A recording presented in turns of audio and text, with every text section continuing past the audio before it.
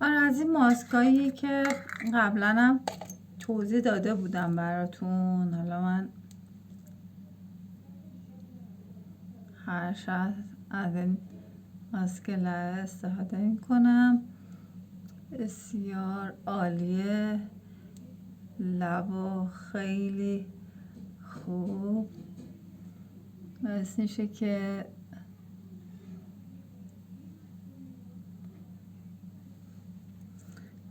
ترکای لب رو ترمیم میکنه. خیلی هم خوش رنگی، خیلی هم بوی خوبی داره. من خیلی هم دوستش دارم. این از روتین امشب ما. امیدوارم که مورد پسند شما واقع شده باشه. ممنون که تا پایان این ویدیو با من بودین. دوستتون دارم، تک تکتون رو میبوسم. ما رو به دوستانتون معرفی کنید.